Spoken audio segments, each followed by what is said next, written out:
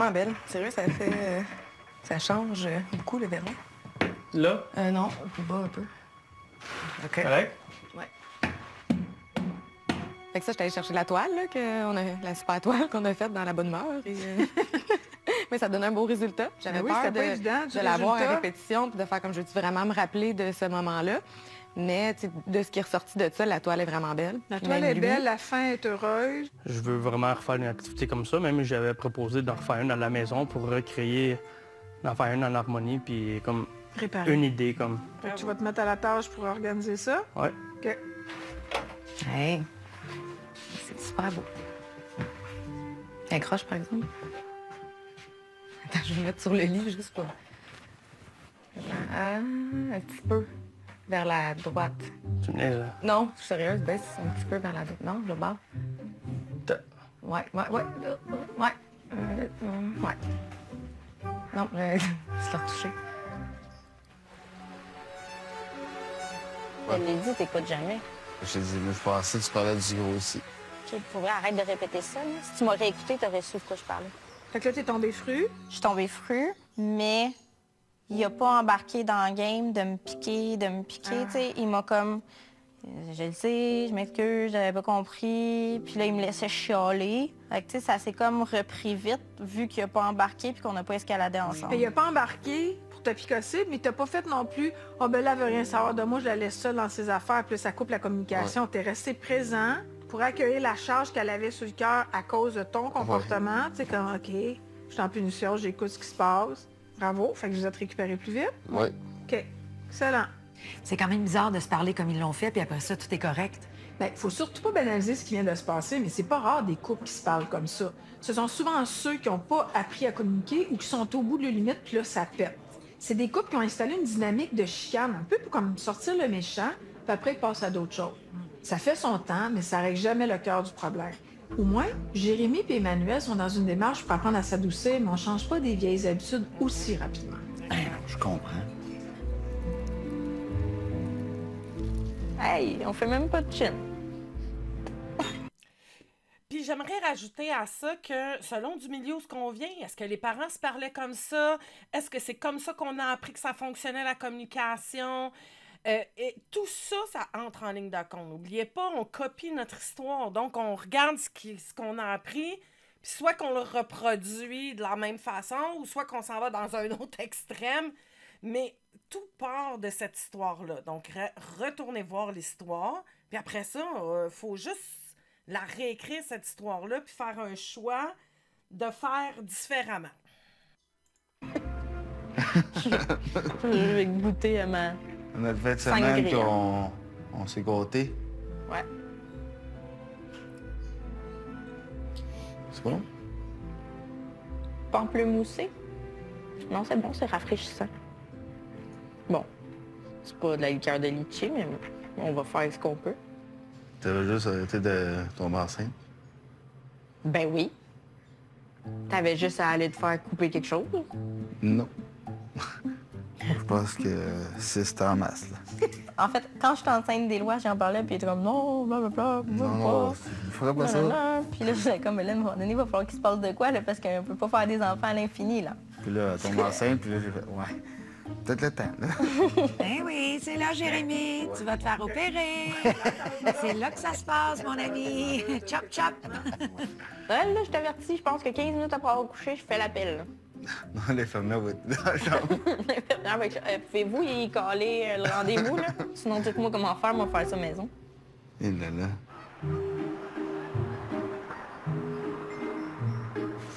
J'ai hâte de voir ça. Toi? Je sais pas On comment... est ici pour toi.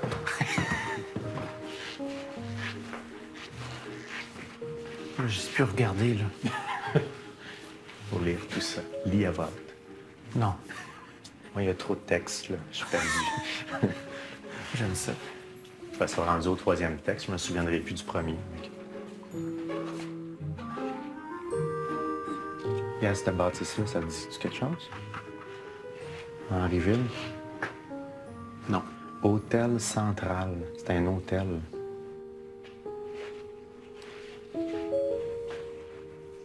Regarde, là, il y avait un fleuriste. Non, c'est pas écrit fleuriste pantoute. Qu'est-ce que tu dis? Hein? Là, laisse-moi lire. Là, je veux lire ça. Chance. First chance, ouais, c'est ça.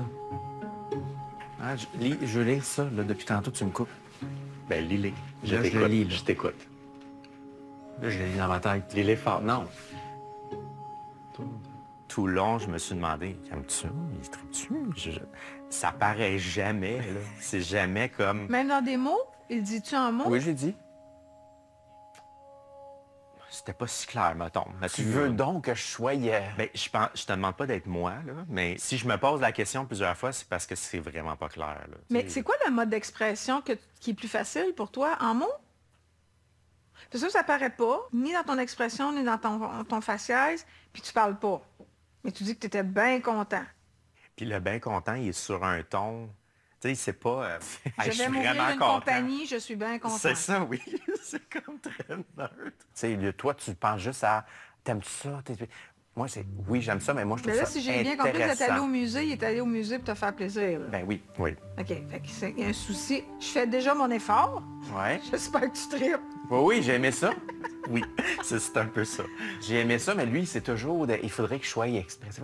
Oh, Mais non, pas autant, mais juste merci, tu sais. Ouais. C'était vraiment le fun. Puis, es-tu content d'être venu ici? pas fini. Pas fini? Il vient de commencer. 2 kilomètres encore. Oui, papa. Peux-tu rouler ça ici ou... Ça doit. Ben, tu me dis... D'habitude, tu me dis 70 encore. Ah, c'est encore 70, OK. Bon, 900 mètres, ça va être l'avenue Douglas Shan. Sur ton côté? Sur mon bord à moi. Sur ton bord, OK. C'est celle-là, là? Oui. Non. Non? Continue. OK, mais OK. Continue, c'est parce que ça, cette lumière-là, elle n'était pas sur le plan. D'accord. Les GPS, c'est des belles petites machines qu'on est bien esclaves de ça. Surtout moi, quand j'ai le malheur d'en avoir un des mains. Quand il oublie de mettre un stop ou une lumière, puis que je compte, puis c'est à la deuxième lumière qu'on tourne, puis qu'il y en a un qui n'est pas inscrit, je fais tourner Nathalie, puis je me rends compte à la dernière seconde que c'est pas la bonne rue. Au secours. Fait que là, je dis, non, c'est la prochaine. Mais comparativement à v'là pas tellement longtemps, ça l'a fini là, puis on est partis à arrêter tous les deux, puis je sais qu'à doit s'être mordu élève à peu près 175 fois. Fait que... À ce mort-là dedans de la joue. Oui, mais ça a été ça. Bon, 800 mètres, Avenue Circle, ça va être sur ton bord à toi, mais c'est après t'as un stop, ça va être l'autre. Pas trop d'infos. On va peut-être mêler. Ben, en tout cas, ça va être sur ton bord, puis c'est pas de suite. Je suis déjà plus fait que je ma pause que je suis.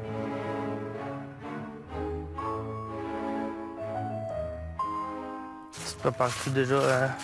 Ce qui est intéressant avec l'histoire du GPS, je veux juste ramener, tu sais, nos comportements, nos conditionnements, ils sont là constamment, tout le temps. Nathalie, c'est une contrôlante. Elle a besoin de contrôler son environnement pour se sentir en sécurité. Mais en même temps, elle a besoin de dépendre de quelqu'un. Fait que donc, c'est toujours ce conflit interne-là. Parce que si elle voudrait être vraiment autonome, ben qu'elle mette son GPS, qu'elle regarde son GPS, puis qu'elle écoute son GPS. Mais non!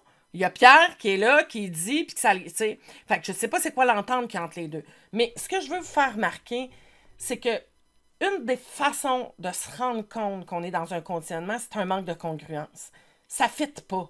Tu veux être autonome, tu veux être indépendant parce que c'est ça qu'elle prône, Nathalie. Nathalie, elle veut pas dépendre d'un homme, elle veut être en contrôle. Mais dans beaucoup de ses comportements, ce qu'on voit, c'est l'inverse.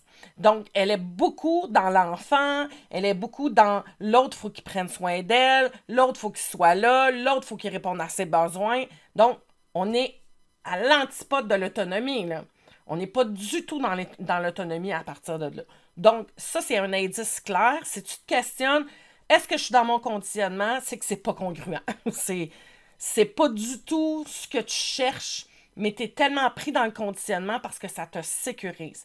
N'oubliez pas que le conditionnement, c'est pour se sécuriser. Donc, ici, on le voit, l'incongruence. Hein. C'est difficile de savoir comment agir quand on est pris dans une incongruence. T'sais, autant pour soi que l'autre, on ne sait pas qu'est-ce qu'il faut faire parce que je fais comme ça, le message est une chose, le comportement est un autre. Donc, c'est comme... Tout le monde est pogné. Personne ne sait parce que c'est pas clair. T'as des pètes? Tu sais, je te bats tout le temps à pétanque. Hey. C'est mon jeu, ça. La Ligue du Québec en pétanque.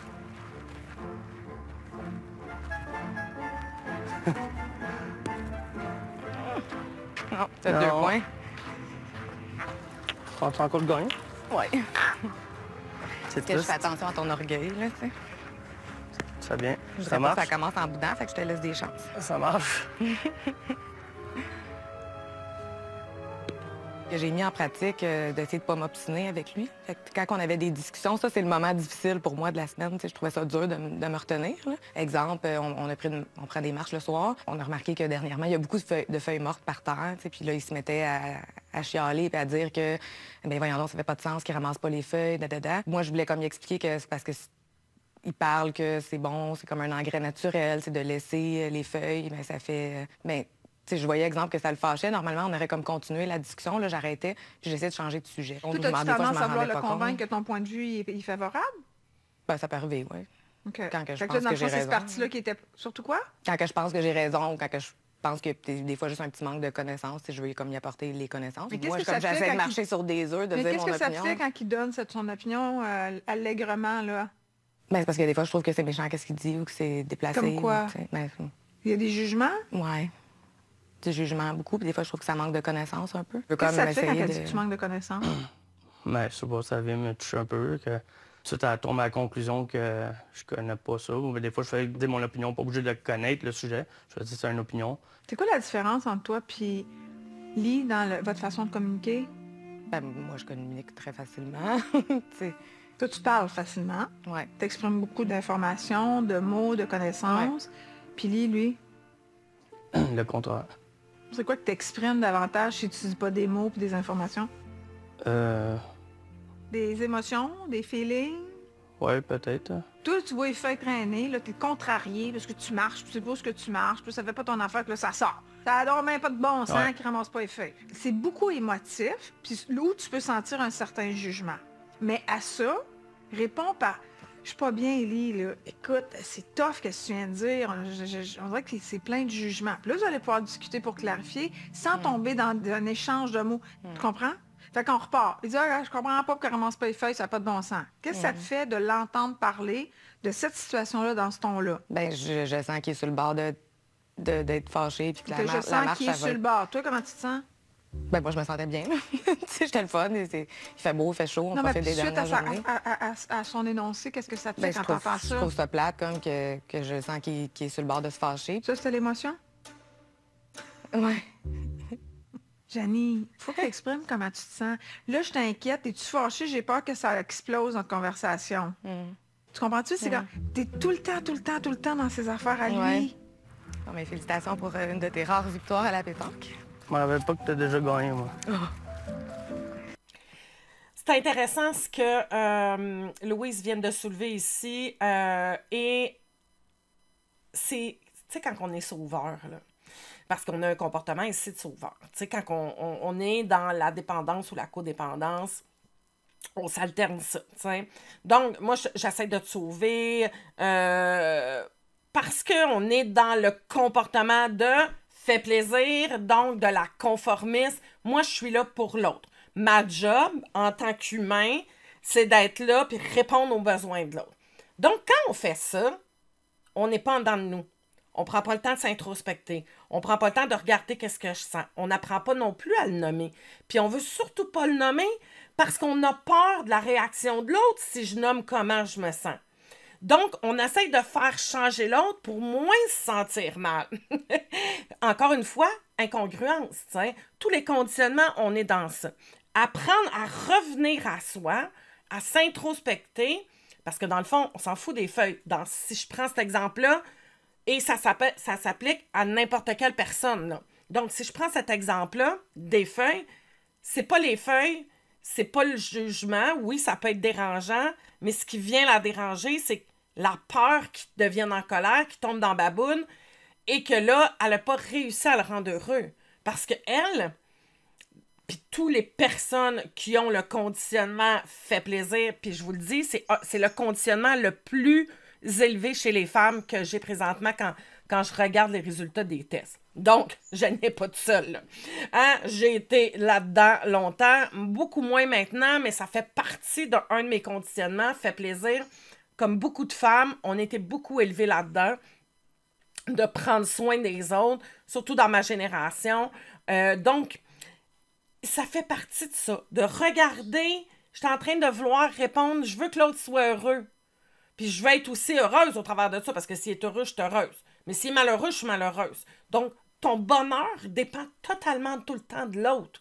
Fait que c'est pour ça que t'es comme ça, puis dans l'anxiété, puis stressé, c'est que t'es toujours en train de « Oh, je suis sur la watch, là. Oh, puis vas-tu tomber de mauvaise humeur? » Parce que là, s'il est mauvaise humeur, moi, je vais être de mauvaise humeur. T'sais? Puis je veux surtout pas qu'il tombe de mauvaise humeur. Fait on est dans ce pattern-là ici, mais regardez-vous dans vos comportements. Si t'as pas fait le test, va le faire pour savoir si tu l'as, ce comportement-là.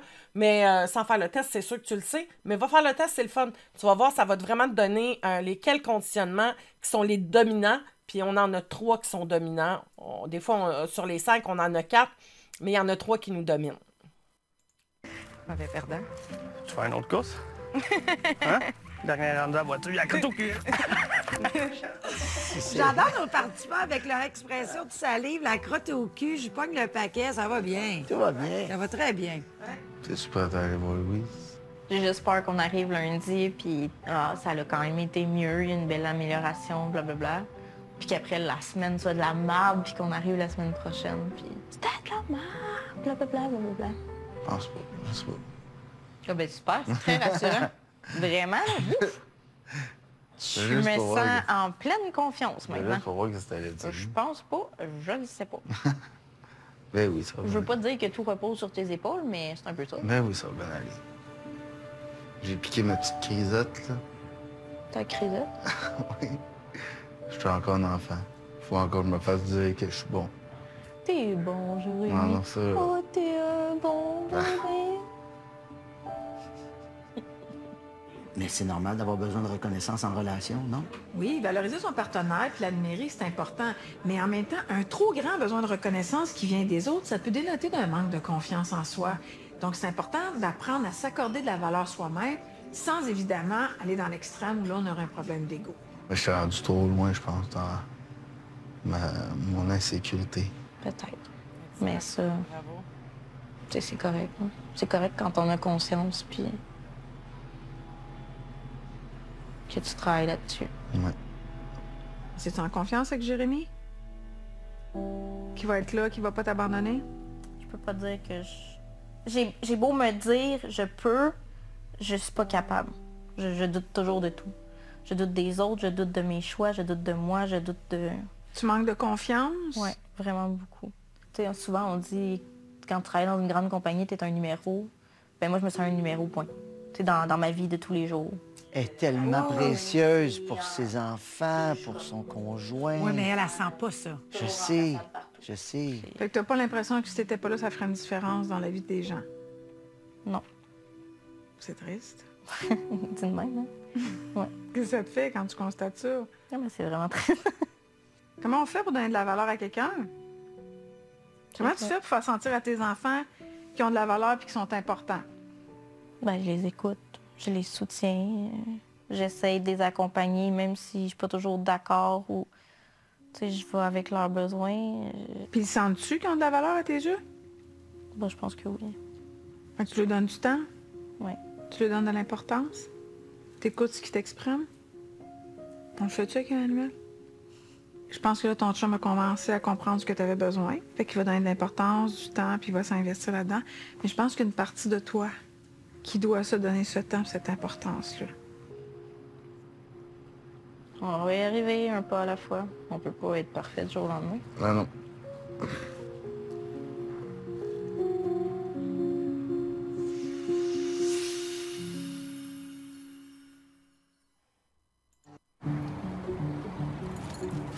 Ce qui est vraiment intéressant dans ce qu'on vient de voir comme extrait, c'est que les deux sont à la même place. Ils ont des comportements différents, des agissements différents, mais on est dans le manque de confiance, le manque d'estime, et on se nourrit par l'autre. C'est ce qui se passe, t'sais. Et c'est ce qui se passe chez 90% des humains, là. On se nourrit par l'autre. Et l'explication, je vais la passer ici parce qu'elle est quand même un peu longue, là. Mais souviens-toi que tes fondations sur ton autonomie affective, sur ta capacité à prendre soin de toi, vient de ton enfance. Si cette fondation-là, il y a eu des lacunes, ben, c'est chambranlant un petit peu, puis tu construis ta vie en fonction de garder un certain bien-être intérieur, une certaine sécurité. Les deux sont insécures. Les deux sont dans les peurs. Les deux ont besoin de l'autre, puis il semble que l'un comme l'autre ne sont pas capables de répondre. Mais il manque cette autonomie-là, cette capacité-là à chacun d'eux d'avoir l'autonomie.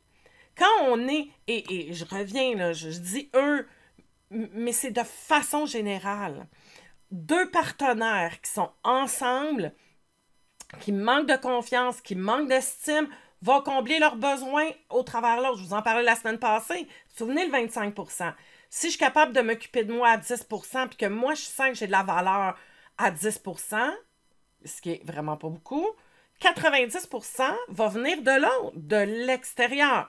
Là, il va y avoir les enfants, le conjoint, les collègues de travail, les parents. Donc, tu vas aller combler ça à l'extérieur. Ça ne dépend pas juste du conjoint, là. Et c'est les mêmes partenaires ensemble, puis c'est ce qu'on vient de voir, sont pareils. Donc, la mauvaise estime, le manque d'estime de soi, ça vient avec l'autonomie, la capacité de se nourrir soi-même. Si tu n'es pas capable de te nourrir par toi-même, c'est assuré que tu vas aller le chercher dans l'autre. Ce qu'il faut développer, c'est une capacité à aller s'outiller, à aller chercher des équipements, des façons de faire, ouvrir pour être capable consciemment de prendre soin de soi intérieurement et de devenir son principal partenaire d'abord et avant tout. Et ensuite, l'autre, quand il apporte ça, c'est un bonus. Mais si tu es bien équipé, si tu sais qu'est-ce qui se passe à l'intérieur de toi, si tu connais ta machine, tu sais comment tu fonctionnes, que tu as libéré ton histoire, que c'est beaucoup moins fragile, puis que tu pognes, tu jumpes pas, puis tu n'es pas tout le temps en réaction parce qu'on vient mettre un doigt sur tes blessures parce que tu t'es en occupé, ben la vie va être beaucoup plus facile. Que tu sois en couple ou pas, ta vie va être beaucoup plus légère à ce moment-là. Le parapluie d'une pratique qui s'appelle le Qigong. Okay? Le Qigong, ça veut dire travailler l'énergie. Et le Qigong a été créé pour 3 raisons. Pour une pratique médicinale, une pratique spirituelle et pour un art martial. Donc, grande inspiration. Et on expire. Videz les poumons.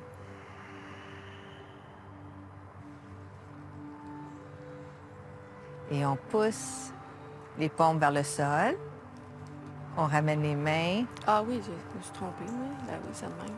Il y a une manœuvre qu'on faisait, un exercice qu'il fallait qu'on fasse vraiment face à face. Fait qu'on se regardait vraiment dans les yeux. Fait que c'était bizarre, mais c'était le fun. Toi, comment t'as trouvé ça, Nathalie? Bien, je trouvais ça intimidant. Oui? Parce que ça fait longtemps que j'ai pas regardé mon mari dans les yeux comme ça. On pousse, paume vers le sol, on ramène les mains, relaxe les épaules, relaxe. Oui. J'étais comme gênée, comme quand j'avais 18 ans. Comme avec les yeux... Vraiment les yeux du cœur, oui. Puis, tu sais, sans jugement, sans rien, wow. Tu sais.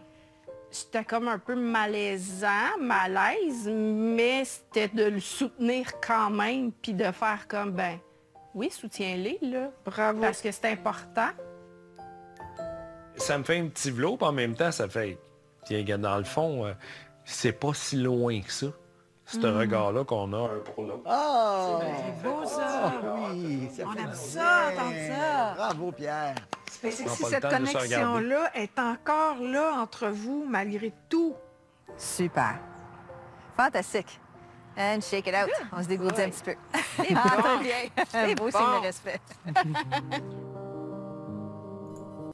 C'est beau, c'est beau, c'est beau, c'est possible.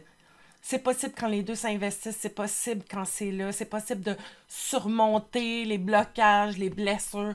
C'est possible. Je suis vraiment touchée. Je trouve ça magnifique. Bravo. Bravo. C'est juste ça que je veux. Que les gens soient capables de se libérer de leur histoire pour vivre une vie plus douce, plus dans l'amour, plus dans l'épanouissement.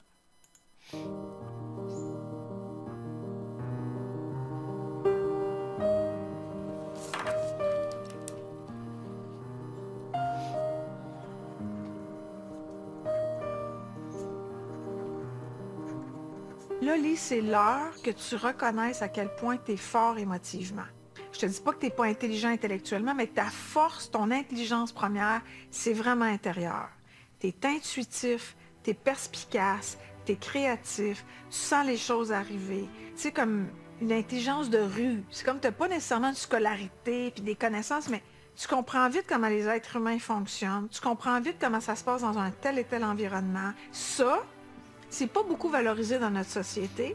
C'est pas beaucoup valorisé par ta blonde qui est une rationnelle, intellectuelle, intelligente, au fond la caisse. Mais c'est important qu'on donne de l'importance à ceux qui sont très intelligents émotivement parce que c'est ceux-là qui mettent de la couleur dans notre vie. L'importance qu'on donne au côté intellectuel et celui qu'on donne pas assez au côté émotionnel, là, ça me parle énormément. Oui? Ah! Ça te dit quoi? Ben, moi, je suis comme ça. Je suis pas intellectuel. Non, ça, je sais. Je comprends les affaires. Oui. Émotionnelles. Oui. Comment tu peux mettre tes qualités de cœur à on avec Janie? Peut-être parler plus de des choses positives. Je suis contente que tu dises ça. Faut que tu arrêtes de voir tout ce qui est négatif puis qui marche pas. Ben, c'est ça, voir les bons côtés. Puis... Mais oui, c'est comme s'il y a un côté qui est super drôle. Mais il y en a un qui est chialeux. Tu chiales sur toutes les feuilles, l'Halloween, n'importe quoi. Il est tout le temps présent, mais c'est juste que j'ai de la misère à le garder à l'intérieur. OK, mais gars, ben, il veut tout le temps celui sortir. qui chiale tout le temps, là, c'est pour libérer toute ta hargne, puis ta honte, puis ta colère, puis comment t'es fâché, puis t'es déçu. Il est lourd. Oui, puis c'est qui? C'est qui cette partie-là qui est critique, qui est dans le jugement, qui chiale contre tout? C'est alimenté par qui? Papa? Maman? Qui a montré ça? Ali? Puis c'est ça qui est intéressant de regarder. C'est qui était là, puis a appris ça d'où? Puis c'est quoi ça vient apporter? Souvent, quand on est dans la critique, dans le jugement, puis qu'on regarde, puis qu'on est tout le temps, on voit, c'est une perception. On fait le choix, inconsciemment, de regarder le négatif, puis de projeter ce négatif-là. Il y a autre chose aussi. C'est que ça nous permet de nous sentir mieux. Question d'estime. C'est-à-dire que tout est de la merde, moi, je suis un peu popée. Tu sais, c'est que ça donne ce sentiment-là de j'écrase pour me remonter. Donc, les autres sont pas OK, moi, je suis OK. Fait que ça permet de rebalancer puis de se donner une sorte d'impression de valoir de quoi. Encore une fois, question d'estime.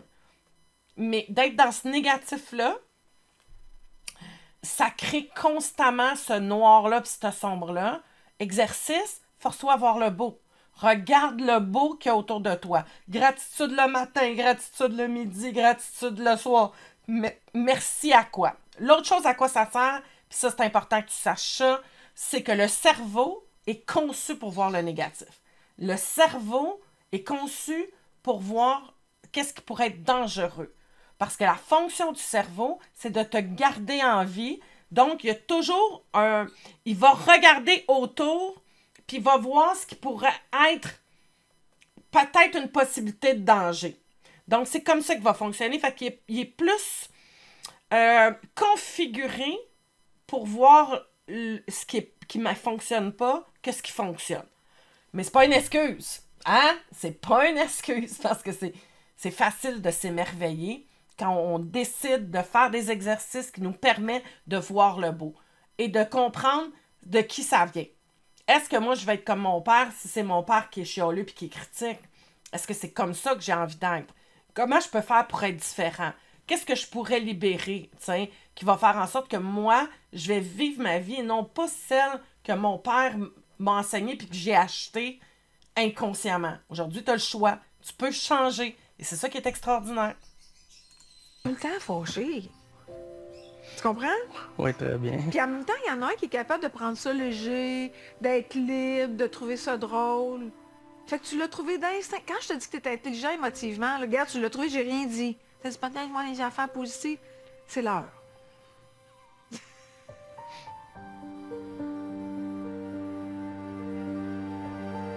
Je pense que cette semaine, ça n'a pas été la semaine la plus winner. Là.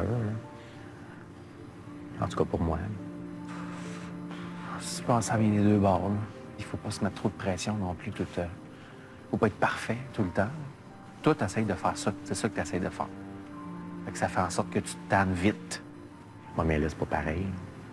Mais je veux pas qu'on fasse ça. Je veux qu'on y aille plus graduellement. Ouais. En place de s'ostiner, puis capable de se parler, puis de s'écouter. Ça, c'est difficile. On fait juste se lancer de la marde d'un bord puis de l'autre.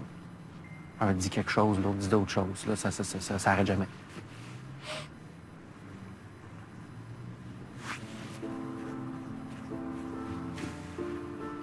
Je sais pas s'il a arrêté de pleuvoir.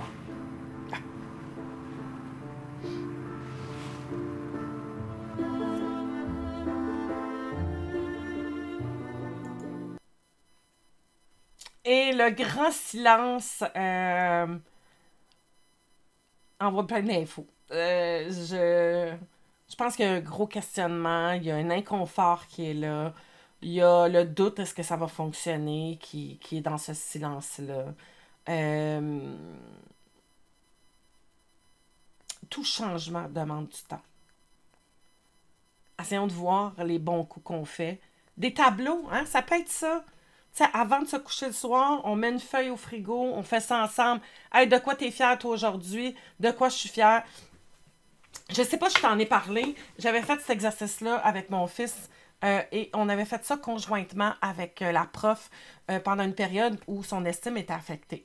Et je t'invite à le faire avec ton conjoint ou avec toi-même, de marquer sur une feuille tous les points positifs que l'autre a fait dans ta journée. Fait que vous mettez ça sur le frigo, c'est des petites feuilles, là. Une côté, c'est Bibi, puis l'autre côté, c'est Titi. Puis là, vous marquez, « Ah, Bibi, il a fait ça de bon, moi j'ai remarqué ça de beau. » Juste du positif. Que du positif, que des belles affaires, que ce que tu as remarqué de positif chez l'autre dans ta journée. Et sur l'autre colonne, ton conjoint peut venir marquer ou ta conjointe marquer la même affaire. Et le soir, vous lisez ça. Vous vous dites l'un et l'autre vos points positifs. Tu peux faire la même chose pour toi aussi.